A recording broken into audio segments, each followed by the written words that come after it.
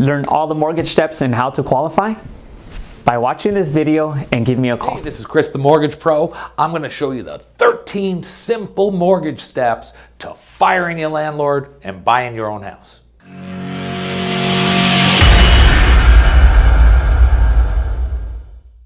Simple mortgage step number 1, the application. Now there's 3 ways to fill out an application. 1, you can go to the website, www.fireyourlandlord.info, fill out the application. It'll take you 5-10 minutes if you type really slow.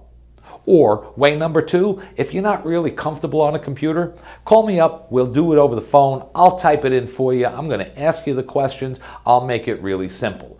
Or, of course, number 3, let's sit down together, we'll fill it out together, I'm going to ask you all the questions, but we'll do it face to face, you get to know me, I get to know you, and we're going to get ready to get the process started. Simple mortgage step number 2, documentation. We need, obviously, certain documentation, but it is different for everybody. Example, some people are hourly employees, some people are salaried, some people are self-employed, some people are commissioned. We're going to look for different documentation. Some people have bankruptcies. I'm going to need that. So basically, whatever your situation is, I'm going to ask you for a list. I'm going to give you a detailed list. This is exactly what I want. Some people, it's only 7 or 8 items. Some people, it's 15 items. But they're all things that you already have that I need to see so I can work on the approval. Simple mortgage step number 3, a pre-approval. I'm going to enter all this information into a computer. I have to analyze the income. I have to analyze your credit. I have to analyze how much money you have in the bank or in 401k or maybe even a gift or wherever it's coming from. I have to enter it in a particular way. Now it's going to be run right through Fannie Mae or Freddie Mac's website, and we're going to issue what's called a DU approval. That is a desktop underwriter approval, and now you're good to go out and see some houses. Simple mortgage step number 4. I do something very different that the other guys don't do. I do an underwritten approval. I will take that pre-approval and all those documents, and even though I've been doing this for 27 years, that we're going to send it to an underwriter. And the underwriter is the person who actually approves or denies the file. They're going to go through every single thing, and they're going to issue an approval, subject to an appraisal, because we don't even have a property yet, subject to acceptable title. Little things like that have to be verified afterwards, but it's way stronger when you make an offer and your loan's already been approved.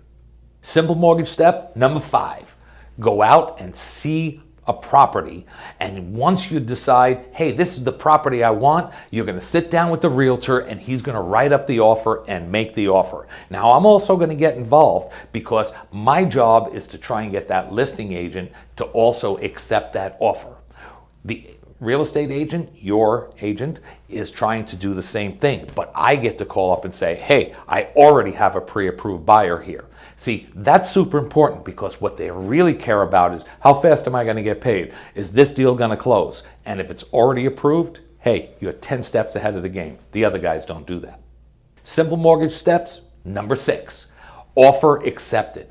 If the agent and the seller decide to accept the offer, we do here in California what we call open escrow. In 19 other states, they don't have escrows, they actually have attorneys. So our fees are a little cheaper, we do things a little different. Now the escrow company's job, they're a holding company.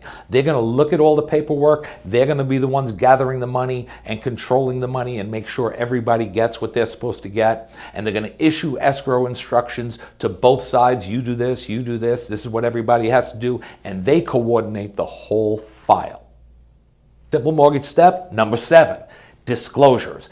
Now, there's a lot of legal papers and a lot of numbers that have to be crunched. And there's an estimate of what your costs will be and all kinds of things. It actually is a stack of paper about this thick. Now, you could hand sign, yes, your wrist's going to get a little tired, or you could sign electronically. You're going to get an email. It's pretty easy to do. It's going to be like click, accept, that type of thing online. Simple to do. Hey, we're halfway through the video, but I want to ask you to do something for me. If you would, and you're enjoying this, do me a favor, like it, Share it if you have somebody who might be interested, and comment. I answer every comment personally. And of course, you can subscribe and learn more from more videos. Simple mortgage step number 8, the appraisal. We have to order the appraisal, but you know, unlike years ago where we called up Harry the appraiser, we can't do that anymore. What we do today is we call an appraisal management company, and they randomly select an appraiser in the local area. And they schedule an appraisal, they go out, they inspect the property, they do everything they need to do to come up with the proper value for a couple of reasons. Number one, the lender needs to know what is the true value. And number two, it protects you, the borrower, because you don't want to buy a house for $400,000 if the appraisal only comes in at $375,000. So that's an extra level of layer of protection for you. Simple mortgage step number 9. What we're going to do now is we are going to submit to the underwriter. We're going to submit the title, which we didn't have before. We're going to submit the appraisal, which we didn't have previously. And all the conditions, and this is very standard, the underwriter always comes back when they do the approval with conditions. It may be as simple as, hey, we need the updated pay stub or an updated bank statement, or hey, write a letter just explaining this to us. And we are going to submit them all to the underwriter so they can give their final approval. Simple mortgage step number 10.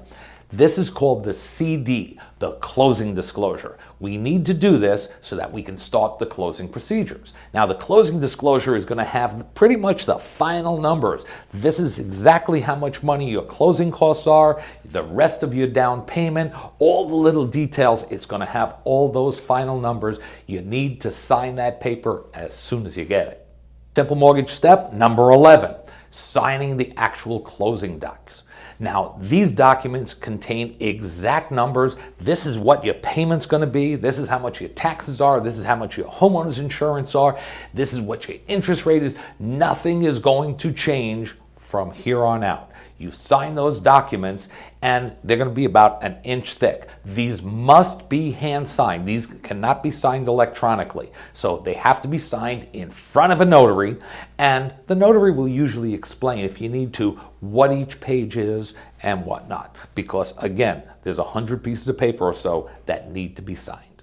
Simple mortgage step number 12, the loan funds. What happens is the funding department takes from escrow and takes from the underwriting department, and everybody just takes all the numbers, puts them together, and they dot every I, cross every T, and make sure everything is perfect. And then they request the wire from the bank to fund that loan.